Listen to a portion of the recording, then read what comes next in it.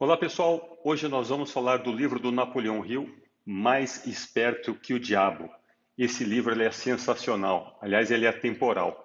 Apesar de ter sido escrito em 1938, esse livro ficou perdido, ele só foi publicado em 2011. E as pessoas perguntam, será que realmente ele entrevistou o diabo? Isso daí é coisa da imaginação dele? Pouco importa, o que importa é o conteúdo que ele traz para a gente e que funciona muito bem nos dias de hoje. Quando você vê várias referências, como Tony Robbins falando da nossa força interior, no final das contas, todos estão dizendo a mesma coisa: controlar o nosso pensamento. E a gente sofre muito dessa influência do diabo. Então, antes de começar a contar um pouco dos insights desse livro, deixa aqui a sua curtida, se inscreva no canal, que isso daí começa a se propagar para mais pessoas, esse conteúdo se torna importante e realmente eu espero que ele ajude muitas pessoas. O objetivo aqui, como eu falei, é trazer insights, mas eu espero que a coisa principal é que você leia esse livro. Isso é que é importante, tá bom? Então vamos lá. Tudo é energia, inclusive a nossa mente. Toda energia negativa é o que nós chamamos de diabo e toda energia positiva é o que chamamos de Deus. E aí o Napoleão Hill, durante todo o livro, ele fala que nós possuímos vários medos. Na verdade, são 6 medos. A gente tem medo da pobreza, a gente tem medo de ficar sem saúde, a gente tem medo da crítica, a gente tem medo da velhice, medo de perder um amor e medo da morte. E os dois mais fortes medos que nós temos são o medo da pobreza e o medo da morte. E é por aí que o diabo nos controla. O X da questão é que o diabo ele age em nossa mente exatamente através desses nossos medos, que são irreais, ou seja, medos que nós mesmos criamos dentro da nossa cabeça.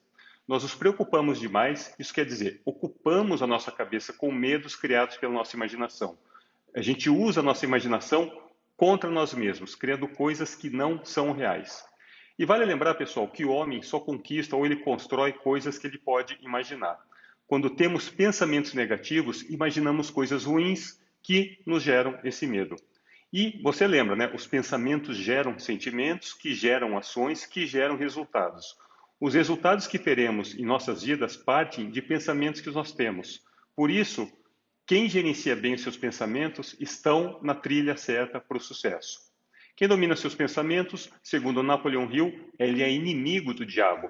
Estas são as pessoas do sucesso. O diabo não gosta de pessoas que dominam, que controlam os seus pensamentos. E quando falamos de medo, da pobreza, que é desencorajar o acúmulo de riqueza material, tirando a habilidade dos homens de controlar os seus pensamentos, quando estamos no momento de escassez, nos tornamos uma pessoa fácil para o diabo. Você já percebeu como as pessoas se transformam quando elas estão sem dinheiro? Elas se tornam um poço de preocupação constante? Você está mais vulnerável. Mas o pior do que estar numa situação de escassez é você aceitar essa situação. Uma coisa é você entender que você teve uma derrota temporária. A outra é incorporar o sentimento de fracasso geral, de derrota. Fracasso é um estágio temporário. Se sentir fracassado é aceitar que isso é para você. Então, a diferença de fracassado para fracasso. Basta um hábito negativo para desencadear uma série de outros hábitos ruins. É o que Napoleão chama de a lei do ritmo hipnótico. Já prestou atenção que toda vez que quando você começa um hábito negativo, você pode desencadear uma série de outros hábitos ruins. Isso é importante a gente observar. E ele comenta muito sobre a lei do ritmo hipnótico no livro. E essa lei funciona tanto para o lado bom quanto para o lado ruim. Mas geralmente as pessoas vão desencadeando esses hábitos porque eu tenho pensamentos negativos todo santo dia. E uma das partes mais importantes do livro é quando ele separa as pessoas em alienados e não alienados. E se eu falar para você, você é uma pessoa alienada, a primeira reação só para você, imagina que eu sou alienado, eu leio, eu estudo, eu converso com as pessoas, eu tenho um trabalho. Então eu vou aqui listar para vocês quais são os pontos de alienação e depois os pontos de não alienação. Eu também, anos atrás, eu sempre me considerei um cara que eu nunca fui alienado, imagina. Mas você se pega algumas vezes, sim, sendo alienados. Eu vou mostrar aqui para você, nessa lista que ele comenta no livro, e é importante a gente poder discernir o que é o alienado do não alienado, porque em função disso, ele vai traçar todo o conteúdo, todo o raciocínio desse livro, tá bom? O que é uma pessoa alienada? Pessoa alienada, ela não pensa por si própria, ela não tem opinião própria, ela emite a opinião dos outros. Ela aceita o primeiro emprego que aparece, ela convida as pessoas a enganá-la, ela negligencia as regras para manter uma saúde perfeita e ela age sem cautela. Primeiro ela age, depois ela pensa. Ela convive com o medo o tempo todo. Lembre-se que medo é diferente de cautela. E a nossa mente nada mais é do que a soma de todos os hábitos. E aí tem uma parte, vamos dizer assim, polêmica do livro. Não é que é polêmica, mas talvez um dos motivos que o Napoleon Hill também deu uma segurada nesse livro, porque ele fazia muitas críticas a várias crenças limitantes e principalmente quem que foram os instaladores dessas crenças limitantes. Ele fala dos nossos pais, ele fala dos professores e ele fala dos religiosos. Eles acabam com o pensamento independente e iniciam, vamos dizer assim, o hábito da alienação, através de ideias que não são provadas. Então, resumo da ópera, ele diz que pais, professores, religiosos são as pessoas que mais colocaram medo e crenças limitantes na gente. Olha como esse pensamento era forte, isso ele está falando em 1938 e serve até hoje. E ele fala muito da procrastinação também, que é para deixar para depois uma tomada de decisão, que também leva à alienação. Procrastinadores são pessoas alienadas. Então vamos lá, a nossa lista comparando o alienado do não alienado. Vamos falar do alienado primeiro. Falta de autoconfiança. Ele não conquista nada através do pensamento e do esforço. Ele gasta tudo que ganha. Então, se você pensou, não, eu não sou alienado, mas se você gasta tudo o que você ganha, você é um alienado, na linguagem aqui no texto do Napoleão Hill. Você ficará doente ou debilitado por alguma causa real ou imaginária. Pouca ou nenhuma imaginação. Falta de entusiasmo e iniciativa. Temperamento explosivo e falta de controle emocional.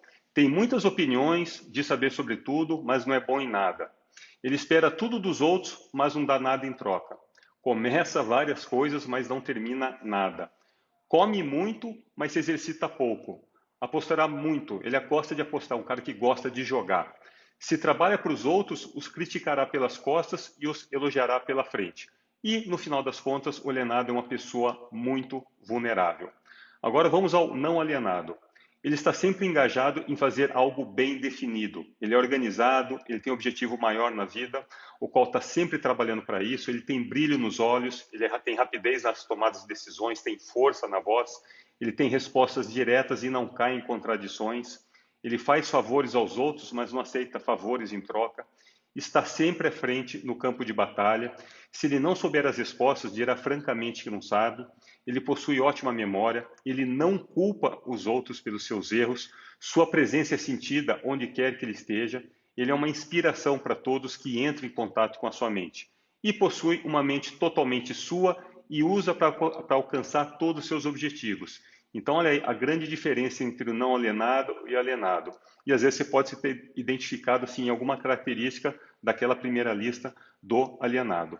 Então, pessoal, alienar-se é a causa mais comum do fracasso. Você encontra pobreza entre os alienados e nunca entre os que sabem o que querem e estão determinados a conseguir. Ao alienado falta um propósito sobre a vida. E outra coisa que o Napoleão Hill fala é cuidado com os bajuladores. Eles querem despertar a sua vaidade e influenciar o seu ego. Então, você tem que se manter no controle. Então, é uma faca de dois gumes. Quando alguma pessoa vem te bajulando demais, é o seu ego inflando a sua vaidade e isso pode se voltar contra você. E o fracasso também, como ele fala muito do fracasso, né, que é a questão do alienado, ele acaba com a moral. Ela destrói a nossa autoconfiança, ela liquida com entusiasmo, enfraquece a imaginação e ela também acaba afastando qualquer tipo de propósito definido. Muitos utilizam o fracasso como um álibi para não produzir resultados. E aí, tem uma frase que eu acho sensacional no livro. Cada fracasso traz junto de si a semente de um sucesso equivalente. Eu vou repetir porque essa frase é importante. Cada fracasso traz junto de si a semente de um sucesso equivalente. Então, tem algumas perguntas também que eu anotei aqui durante a leitura, que eu acho que são importantes para a gente refletir aqui no nosso dia a dia. Ele fala, qual que é o principal, né? Porque esse livro, Mais Esperto que o Diabo, é uma entrevista, é um livro com uma série de perguntas e respostas, e o livro inteiro é assim. Tirando a primeira parte que ele conta um pouco da vida dele, como é que ele chegou nas entrevistas, né? Que ele entrevistou milhares aí de pessoas, mas uma hora ele fala para o diabo, qual que é o principal obstáculo para aparecer um pensador no mundo? Por que hoje a gente não tem grandes pensadores? E aí o diabo responde para ele, é o medo da crítica. Então nós temos medo de ser criticados. Faz parte de algum daqueles 6 medos que a gente citou no início. Então as pessoas têm medo de serem criticadas pelo seu pensamento, pelos seus atos. E aí uma outra parte que eu acho interessante, quando ele fala para o diabo, ele faz a pergunta, qual que é a religião, né, dos cientistas? E ele fala que é a religião da verdade, a religião das leis naturais. E durante todo o livro ele fala isso, da lei universal, da lei da natureza, da importância dessa central única da inteligência. Então, se a sua mente teme a pobreza, a sua mente atrairá a pobreza. Se a sua mente deseja riqueza e espera por ela, a sua mente atrairá os equivalentes físicos e financeiros da riqueza. Isso estará em concordância com como a gente chama da lei imutável da natureza. E aí, quando a gente já mencionou da lei do ritmo hipnótico, ela fixa permanentemente os pensamentos dominantes dos homens, sejam eles pensamentos positivos ou sejam eles pensamentos negativos, ou não alienados ou alienados, respectivamente.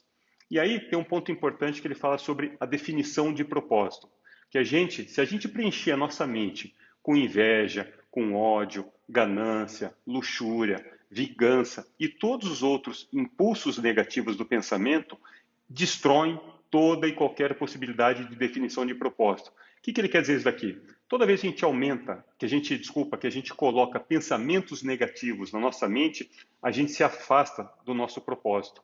Esse é o ponto. E aí, ele fala muita coisa de um plano bem definido. Ele faz uma pergunta, né, para o diabo.